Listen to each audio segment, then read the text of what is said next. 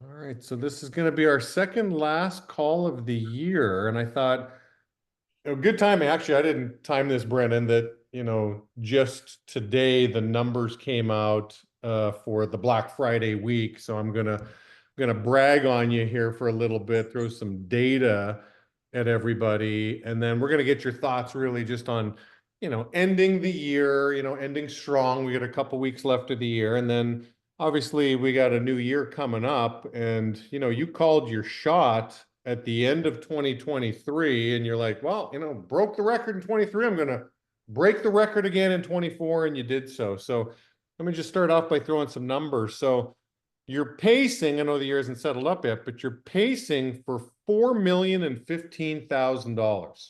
Okay. So anybody with a calculator can figure out that, well, Brennan averages about $80,000 a week for a wire. So that's interesting. Black Friday week, which just got paid out, your org production, and this is finalized numbers, is paid out $273,000 paid out to your org. Your wire was 130,000, and I don't think that was a record for you, or what? No, No, that wasn't. You've done better than no. 130,000, which is crazy in itself. I mean, this stat of all the stats I could throw, these next two are the ones that I think I like the best. Your average rep in your org last week made $1,706. So not just your ICL, your org, you've got some rookie owners, you've got Chicago, you've got Florida. I mean, 1,706. And your highest performing rep the week of Black Friday was Mike Morrow, who made $4,976, like five grand. Crazy. So I think it's fair to say you have momentum. I would say so. Yeah. Fair to say. Agreed. You're Agreed. opening up your eighth office on, I think, December 30th. You're promoting your eighth owner in your org. So you're knocking on the door for a promotion to OC here. So 2025, we're going to see Brennan Fulkerson on stage here, barring a pandemic. So you never know. I always have to throw the little asterisk because a pandemic could sideline us all. So anyway, so those are really impressive numbers. Obviously, you broke the record last year. You've got the record again this year. Give us your thoughts. We're closing 2024. We're entering 2025. Share your thoughts. Yeah. So obviously, yeah, it is a great year, and I'm one that I'm proud of, and one that we're shooting for. And I think, I don't think anyone plans to become a failure. I think that's true. But when you don't have a plan, a lot of times you end up or can end up a failure, right? And failure is maybe an extreme word, but I think a lot of people just let time go by without taking intentional action.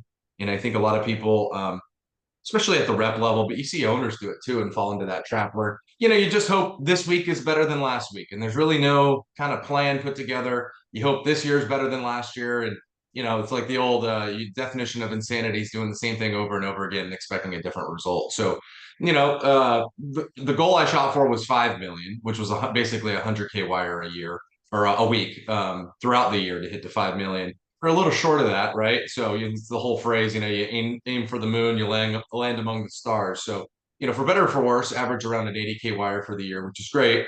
Obviously, I think we're going to close based on my numbers, probably like 4.2 or 4.3, 4.2, 4.3 million for the year, which obviously is, there's never been a $4 million ICL. And if we do this right in the way that I think it's going to be done, I think that's kind of only the beginning. I think that'll become normal as we start to, it's abnormal right now, but I think it's going to become more and more normal as the business continues to improve and press on. And, I don't even think right now at this moment, I don't even think I'm the number one on my program. I think there's one or two guys that are ahead of me currently. But it hadn't been that way for a while. So it's kind of like the whole rising tide lifts all ships sort of thing. And, I think it's never been easier in our business. We've never had access to as much information as we do through calls like this. I think our network of offices, the quality of people we have, all the resources and tools are at your disposal. And I think one of the things that maybe I've done better than most, maybe not, I don't know. I really feel like I've just been a true student to the game and not necessarily taking, the old school advice that, the guys that have been in our business for a long time, like taking every little piece that, oh, you got to have, 50 second round interviews a week or whatever, just trying to extract the principles of things from the past and bringing them up to speed. And I certainly have toyed with a lot of different elements, but I think the ultimate goal is to create the best possible rep experience. I think if you focus on the best rep experience possible, you end up getting the maximum owner experience possible. And so really I think that's kind of trickled down into my org where, we try to do, fun events. We try to, hire great people that other people want to work with, not just getting somebody in the door, but getting somebody that fits the community, that fits the culture, the vibe of really what we're looking for and trying to build. And then, it's kind of the athlete mentality. It's the pay to play mentality. You want a spot on this team, you want to do cool events, you like hanging out with these people. Well, you got to put points on the board. And, I don't care if you live with mommy and daddy and you don't need to make my minimum standard of $900 a week and you're fine with 400. That's fine if you're fine with 400. I'm not fine with you making that. And it's a bad example to everybody else around here. So I think when you just have a high standard and you focus on bringing in great people and you focus on the rep experience, I mean, it is pretty cool to say, average guy in my org making almost $2,000 a week, or at least this last week. That's great. And that's something to hang your hat on. Every guy a lot of guys got their biggest check of the year this year. And that's something they'll remember. And, when they go through kind of a lull or a downtime, they'll take more ownership of it because they're not going to blame the business. I think in years past and previous generations, it was just like, oh, well, this business just isn't it. You can't make money, $40 an app, $50 an app, whatever. It was easy to blame the business. Now, when people hit kind of a lull, like, oh, I've actually had a $3,000 paycheck working here. So when they get, maybe a paycheck they don't like, they take more accountability on it. And I think that helps. And so I think it really, really helps just everyone pushing in the direction of just improving the overall rep experience. And a byproduct of that is you hold on to guys longer. Some guys develop, some guys start building teams, and guys get out and become owners, and then they just carry on that same standard, and it has that sort of effect. So I think that's kind of, I have my whole, learn, earn, fun, and opportunity. I've run on other calls, but really I kind of run it through those filters. I think that's the four things that people care about when they're in a job. They want to learn, they want to earn, they want to have some fun, and they want to be real opportunity. And I think our business is perfectly cut out for that, as long as you're working on, managing and running those, pistons. So super proud of the year that we've had. Excited to get to the next level, promote some more guys, and play the game at a different level. But yeah, it's been fun and it's been carefully planned. I've always kept tabs on when this Sitcor $1 million bonus was going to get paid out, and it's like, okay, I kind of had to do the math on how many deals a year to get out, and kind of just keep my office at the level that I wanted it to maintain, but still being healthy with promoting. And the stars are kind of aligning. And it may look like luck, but it's been intentional. It's been hard work. It's been focused on the right things and treating people right and working on improving yourself and your game. I mean, I could talk for days on that piece of it. Just I think the real thing I've gotten real good at the last few years is just learning how to have really good, consistent conversations. And a good conversation with someone you like and respect can totally change their attitude, their behavior, their perspective, and just working on yourself. So you focus on getting you right. A lot of other things in your life and your business get right. And so definitely a banner year. It's one to hang in the rafters. I'm excited about it. We'll always be proud of this year, but hopefully the years beyond 2024, I'll be able to look at 2024 and look at 24 and think, yeah, that was a good year. That was my best year at the time. But then, you just keep pushing the needle higher and forward and so on and so forth. Yeah, Kind of my thoughts. yeah, that's fantastic. I want to. I mean, I love everything you're saying. I just want to unpack this best rep experience. I mean, as you're talking about that, I can't help but think of Amazon. I mean, they've become the gold standard of like, the ultimate customer experience. I mean, I don't know of another company that has a better customer experience than Amazon. If I don't like what I ordered, I can just drop it off at the UPS store, not even package it or print anything. Right. Everything's quick. Like, and us as a client, or I guess they're a client of ours, but they treat us like a client and they give us the gold star treatment too. It's like we're not used to having our clients like treat us like rock stars and give us a 5-star experience. So it's music to my ears to hear that. Well, listen, if you focus on the best rep experience, you'll have a great owner experience. And would you say those are the 4 pillars? Like if you had to really summarize the best rep experience, learn, earn, fun, and opportunity, are those kind of your pillars? Yeah, I think so. Because if ever I'm not doing as well as I want to be doing, the failure or breakdown is usually one of those four things. And I think you also need to get clarity on what that looks like. Fun is, I mean, I think as a business, we do fun well, but fun can be a lot of things. It doesn't have to just be like, team night. It doesn't have to be going to basketball games or whatever. Fun can just be the day-to-day operation, how you show up and the energy you play with every day, where it's just fun to work there. It can be something as simple as that. Sometimes when, we don't do as well, we tend to stress and, really buckle down. And you see it in sports all the time, teams trying to make the playoffs or whatever, and they get away from playing their game and they focus on being too tight. You hear that a lot. Oh, they're too tight. You want to be loose. You play your best games and you're having fun and you're just out there flowing. And that also falls into that bucket, too. And then, opportunity in the traditional sense of building a team, getting out, running your office, but then the opportunity to work. I always tell owners this, like it's always the opportunity to work with a young, hungry, motivated entrepreneur like yourself. Like they're getting an education, just watching you, being around you every day. That's an opportunity. The fact that you guys are watching me, I tell my team, the fact that you get to watch me in action every day, that's also an opportunity. You get to see what it's like to be a man and show up and have a good attitude and treat people with respect and be prepared and come through consistently. Like that's also an opportunity to get mentorship and coaching and access, even when you're, successful versus not successful, even on the come up, like that's still an opportunity. So it's just all about how you frame it, how you think about it. But yeah, I would say those are the four kind of pillars to a great rep experience because if they're learning something new every day, they're making great money, they're having fun, and there's real opportunity for growth and development and advancement. I don't know where anybody else would go. I think you got the best game in town if you can really hit on those four things. It's fantastic. Fantastic. And it's not just unique to it's one thing like under your roof in Fort Lauderdale. And obviously I've been in your office and it's just a well-oiled machine. Like it's a show. Like you could sell tickets, you could have guys like me could pay money at the door to watch this in action, but you've successfully, and I'd like to hear your opinion on this. It seems like you've successfully duplicated that in Chicago as well too, with a couple rookie owners, right? So this isn't in Florida. This isn't Brennan's fingerprints all over it and your personality. These are people that were trained in your office. Again, in the dollar per rep last week, I mean, those guys in Chicago did just as well as the guys in Florida. So what are your thoughts on Right. like building remote locations? Yeah, I think the big aha or maybe something that we've just worked on consistently is at the highest levels of running a great office. My goal actually is to I want to be involved, but my my goal is to give away a lot of my responsibilities so that these guys get the reps and really run the business and I kind of get to take more of like a skybox view. Patrick Mahomes is Patrick Mahomes, but he still needs Andy Reid.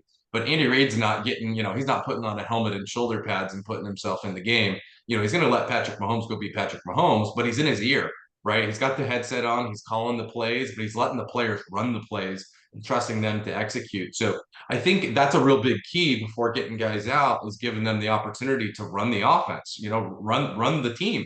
And I'll be there. I'm there. I'm calling plays. I'm talking to you. I'm coaching you through it. But kind of removing myself a little bit more and inserting them a little bit more. And I know a lot of people struggle with that because it's hard to give up. You give up responsibilities in the day to day of, you know, watching guys do stuff that you're like, oh, I know I could run that better than they're running it. But it's for their own good. It's for their own development. And we're starting to see it. These guys that are promoted are picking up steam and picking up momentum. We kind of have a slow is fast sort of strategy, building it brick by brick by brick. And we're starting to see some of that fruition. Some of the offices start to, show itself, which is really exciting. I'm super excited to see how those guys do.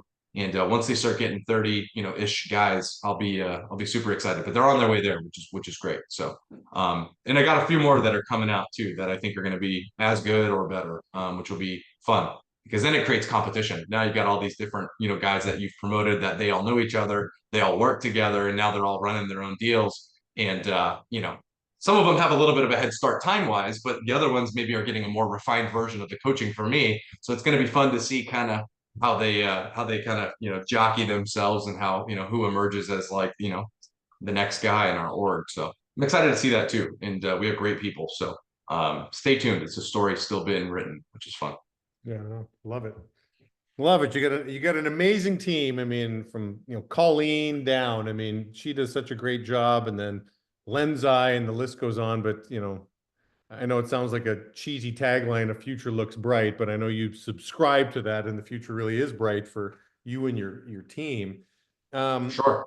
I'm curious. So next week I'm going to be running a call. I'm not going to do it live. I'm going to pre-record it and send that out for everybody just on, annual planning, 2025, reflecting on 2024. And I'm just curious. I mean, I know you and I have talked about it a good amount, and I'm kind of expecting you to you've got a tweaked version for this year, but like, what are you doing this year? What are your thoughts? How are you telling your crew to really reflect and plan the up and coming year? Yeah, I think a good plan for the next year requires a thorough breakdown of the year prior and really taking the time to go through, what were some of my big wins? What were some of my losses? Something I like to ask myself is like, what did I feel like I did really well? Like, where did I just totally dominate? Like, what was an area that I just absolutely crushed at? And then what was an area that, like, if I look back, I'm like, oh man, if I had just fixed this, if I didn't lose this guy or, if I didn't, whatever, you kind of just reflect on the year and figure out maybe where you went wrong and things that you screwed up, putting a good game plan together, for the next year. But something I kind of, I don't want to say I took from you, but I remember at one point, kind of my first couple years in business, I remember you telling me like, you also got to make ownership look fun and worth it, because I told you like, I take no days off, I work crazy hard. And you were like, dude, that's awesome. You're building your business, but you also need to showcase some sort of like a lifestyle to your team. And so one of the things as the years have gone on, I've really tried to do is how can I win at a high level, but also win personally and do a lot of really fun, awesome things and enjoy the life that I've created for myself. And kind of just thinking back and kind of going through this year, I mean, we're going to break every record, right, from our business standpoint. And I just highlighted some things I look back on this year because I've already kind of started that process. I had 2 Vegas trips, went to the Super Bowl, remodeled my house, got a turf backyard put in, went to the college basketball Final Four, went on a week-long cruise, went to Heat playoff games, went to Game 7 with you, the Panthers game, against the Oilers. It was a great game. Went to the Kentucky Derby, did 10 days in Italy, trips to Chicago, Seattle, all across the U.S., a Costco event, went to the F1 race. Bitcoin hit an all-time high. Like all these things, like I look at my year, I'm like, man, like, that would be a lifetime for a lot of people. Like, when people are on their deathbed and they highlight maybe some of the things that, were their highlights of their life or cool things that they've done, that was just in the last 12 months. That was what most people get in an entire year. So part of it is also gratitude. You got to, sometimes you're just such in go, go, go mode. You're on to the next thing, the next meeting, the next calendar date, whatever that may look like. And taking time to reflect on the blessings and things that you have in your life too is really, really important. To value them, value the things that you have, and however many or however little. And you look at where you started versus where you're at. You're on the journey to success, and it's important, I think, at times to kind of look around and enjoy where you're at, because I'm so focused on some of my goals that sometimes I forget these things, and I go back through and I'm looking at pictures and I'm like, oh yeah, I did that. Oh yeah, I did that. Oh yeah. And then it's like, man, I want to do more fun stuff. What else can I do? And my business went at a high level. So how can I keep doing, kind of the and sort of lifestyle? And how can I get my team and my guys to be able to do that too? Because, it's one thing if I'm winning, but if nobody else is winning, it's not really worth it, right? So then you kind of challenge your own thoughts, you challenge your own beliefs, your own ideas. Where have I failed in people that I'm working with? How can I improve? How can I guide them? How can I become a better coach when they're under my roof? You just start breaking everything down, and then you find the strengths of your game, the weaknesses of your game, and then you put together a plan for the year that, is not going to go perfect, but it's more of like a guideline. Just I like to have kind of like a theme for my year, what I want it to look like, and then I have certain markers or goals that I'm shooting for. And I don't like my goals to be too rigid. I just like one or two really big ones and then some smaller ones, and then, kind of play for it and go for it. I don't like to get into too much detail because I feel like that kind of slows me down. It's the same way I run meetings. I'll have a handful of notes that I write down for my meeting, but I'm not writing it down word for word. I'm not trying to memorize it all. I just want the general theme or idea, and then, get to work and pursue kind of that kind of theme or goal for the year. So I think that's starts a good plan starts with the reflection on the prior year, wins and losses, things you did well, some gratitude, some appreciation, things that you want to do and accomplish in the next year, and really have a plan for what you want your business and your life to look like. And I think you've got to be personal in business too. I think I've failed at times, sometimes in my personal goals, and I'm going to get a little bit better with personal stuff as opposed to just business. And I think that will be helpful as well. So it's kind of how I think about it. It's crazy to hear you rattle off it sounds like a lifetime's worth of bucket list check marks that you did in a 12-month window. Um, Wild. I mean, what an Yeah. amazing, sometimes I'm sure you got to pinch yourself like, this is my life. Like, how did this happen exactly? Yeah. And the crazy thing about most of that is most of that was paid for by somebody else. That's the even crazier part, you know? Only a handful of those things that I mentioned were things that were out of my pocket. Mm. So it's like, it is true. I mean, it's kind of like, it's weird. Like the more successful you get, the better you do, the more things you get for free, which is weird because you're in a position where you can actually afford to do a lot of those things. But it's just like it's the whole. That's why I named my company MTN. Make them notice. Like, be so good you can't be ignored. And the world, the business world, the marketplace is seeking people that can deliver great results, and it's just so rare. So, if you're excellent, you're going to get everything you want and more. And that's at the ownership level, the rep level. I mean, that's in any industry or any field of work that you do. Just focus on being excellent at it, and you will always have employment. You'll always have a job. You'll always have a good income if you're excellent at what you do, whatever it may be. Right. Yeah, people line up for excellence, but nobody's lining up for a 3-star restaurant, right? Like the place is always empty. You can always get a table, but the nice Right. restaurants, man, you got to book it a month out because, people line up for excellence. Uh, That's the truth. I like how you framed it, the and lifestyle, like I mean, I remember kind of grappling with this, like, do I want to be successful as a family man or do I want to be successful, in business and, make money? And well, the obvious answer is like, well, both, duh. Like you don't want to Right. compromise one for the other. So I'm kind of curious what categories you're looking at for 2025. Like, I don't know if you've identified this or you're still in the reflective state right now, but what are the categories you're really looking to plan for 2025? Just a couple of big ones that come to mind. Personal, whether that means, like relationships. I would say home, which means my actual home. I think we're going to do a lot of work here around the house. Obviously, my business, which falls into many categories, and then just experiences. I think are the things that I really want to go for. This coming year, those are kind of like the big buckets when I think of kind of what I want that to look like. I think I'm going to have some probably pretty big major life changes this year too.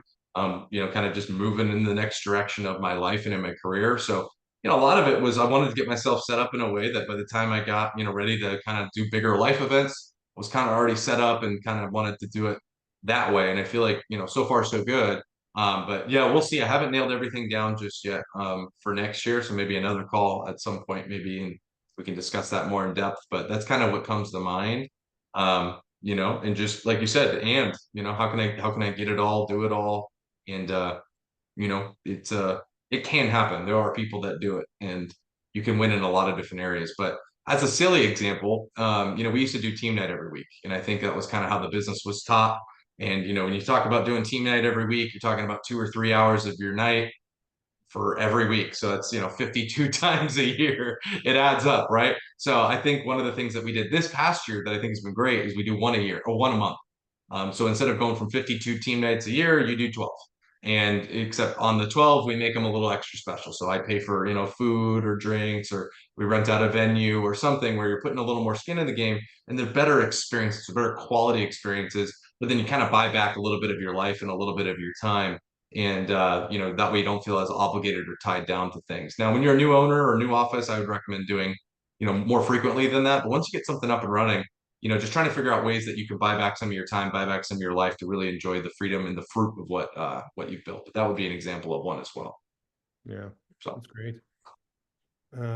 Yeah, I found being a new guy coming into the business, I was blown away with people like Gary Polson or Jim Majeski or Ken Goodnick, like people that were successful, with their families and successful at business. I found it to be very inspiring that I didn't want it to be one or the other. And so sure. and you can have it all. I think that's a great way to put it. I mean, you study Ben Franklin's life, it's like, man, this is so what, let's look on Wikipedia. What did he do? He did a lot of stuff. He was very successful in many fields, from business as a Right. printer to inventor, and the list goes on. But you got to be intentional about it. Um, and so, I guess where I'm going with that is, how much the value of reflection. I mean, how much time are you spending reflecting? I mean, obviously you're a very bright guy. I'm assuming you put a good chunk of time into quality Brennan Fulkerson time. The noise is out of I always tell my son, I'm like, hey, you know why they say your best thoughts come from the shower? It's because you can't take your cell phone in the shower. Like you're forced to have quiet time and you got to get that time to Sure. really think. Do you put a lot of merit into getting just time to yourself to think? 100%, at least an hour a day, I'd say, at least. A lot. And I value quiet time, and I like just reflecting on my day. I like reflecting back on when I was a sales rep, right? It was reflecting on sales interactions. It was like, okay, wow, I closed 2 deals today, but there were two that I know for a fact that if I had just did it differently, I would have closed them, right? And so you go back, run the scenario through your head, and you visualize yourself doing it differently. That way, when you're presented with that exact same scenario again, you have a higher level of awareness not to repeat the mistake. And I've carried that principle to this day. And every day I'll ask myself, what did you do really well today? What do you feel like you screwed up? If you had a do-over, what would you do over? If you could do one do-over today, what would it be? And then a game plan for tomorrow. What does tomorrow look like? That would be a win. Like, what's one big thing I want to accomplish tomorrow? That if I just solve for that, it's going to keep my momentum and my progress going. I do it daily. And I think that is massively important because I think it really raises your self-awareness, Mm. and it prevents you from lying to yourself, and it really forces you to have tough conversations with you. And ultimately, that's the thing that you can control is you. How do you show up every day? And by taking the time to really reflect and think through things, you'll realize you screw up a lot. I mean, I screw up a lot. We all screw up a lot. And it's kind of like when you have conversations with people, it's like, what do you want them to know? What do you want them to do? How do you want them to feel? Well, a lot of times I was really good at getting them to know what they needed to do and what I wanted them to know, but I was really bad at getting people to feel the way I wanted them to feel. They were leaving conversations like, okay, I got the information through, but they feel like crap. They're not motivated. They're not excited. They don't want to take action. I was kind of like, a hammer. And so I've really focused on how do I get people to feel good after a conversation where I can still get my message through, but get it in a way where they want to take action on it and they feel good and they feel more confident. And that comes through reflection. That comes through obviously developing yourself, but then taking the time to reflect and think through, I think is really important. And then just dedicating a small window of time every day to learning, I think is really important too. I personally like to do my learning when I'm cooking. So I get home, I like to cook dinner. It's healthier and cheaper, so you kind of get a 2-for-1 when you cook. And then I like throwing in, some headphones and listening to something. And it usually takes about 30 or 40 minutes to make dinner, and that's a good 30 or 40 minutes every day to learn. Just learn something, and whether that be finance, leadership. Every now and again, I throw in some sports because I like sports, but um, you got to just keep your brain learning, keep challenging thoughts, ideas. Things that we just think are normal, like challenge those ideas. I think there's a lot of things are happening in the world right now, especially in this country, where norms are being changed, things are being challenged, and I think we're going to see some big changes in the next few years. And some people are getting put in positions to change up a lot of stuff, and so things that we've just assumed as normal for a long time, maybe aren't great and aren't good ideas that we need to challenge and think through. So yeah, just dedicating time to learn, I think is also really important, reflection and learning. So I create space for both of those activities daily. Hmm. I'm just curious what that looks like. I mean, and even like tearing away from a screen, I'm just again your time to reflect, and ask yourself those questions. Like, where are you doing that exactly? How are you getting that time where you're not, just so lured into your almost everybody I talk to, and I'm like, hey, do me a favor, go into your settings, look at screen time, look at the culprits. And almost every time people are, and I'm not trying to embarrass anybody, but I think people are shocked and kind of embarrassed. My wife, I've wanted to make a post on this. Her screen time, I took a picture of it. Number one thing on screen time was podcasts. Second was Audible. Third was Spotify. It's like her phone is a personal growth machine. I'm like, I think that's Sure. what we all want. But how do you get away from the device? Like, what does your quiet time look like? Usually it's staying up like a little bit later. I like to maybe go to bed maybe 10:30 or 11 sometimes, and just that last 30 minutes or hour before bed, I think it's a good time for me. And then in the mornings, or early mornings, I think early mornings are good too. A lot of times I get some of my best like thoughts in the morning. But I think good thoughts in the morning are indicative of good reflection before bed. I think that kind of stimulates and gets your brain kind of working on stuff while you're sleeping, especially if you have like a big rock or a big stressor or something you're really trying to work through. I've woken up with a lot of clarity before on things that I'm like really struggling with or not quite sure with, and then you wake up in the morning, it's like you have the ideas, you have the thoughts, things kind of come to mind. I just think you just have to protect that last hour and first hour. I think for me is really where it's at, and then like I said, I like to do my learning sometimes while cooking as well. That's a good time for me as well. Hmm. Um, Obviously, I know life is a little bit more difficult for other people. You know, it's easy for the guy that doesn't have two infants or kids at home, right? Right now, but that's kind of the advantage I think I have, right? You kind of also need to ask yourself, what are your advantages, right? You know, everyone's unique situation provides advantages. I think a lot of times people just focus on their disadvantages, or they focus on why they're not going to win, or all their struggles, or whatever their problems are, or whatever it may be. I try not to energize that too much because, yeah, we all have problems. Yeah, we all have issues going on. We all have things that aren't working for us. You need to ask yourself, what is your advantage in this situation? And there's always advantages. You just have to look for it. I mean, just like you can find your disadvantages, you can easily find advantages. So, you know, I just try to look for where are some of the advantages that I have versus, you know, other people or my competition. And there's some things that stick out that I try to focus on. Hmm. That's fantastic, Brennan.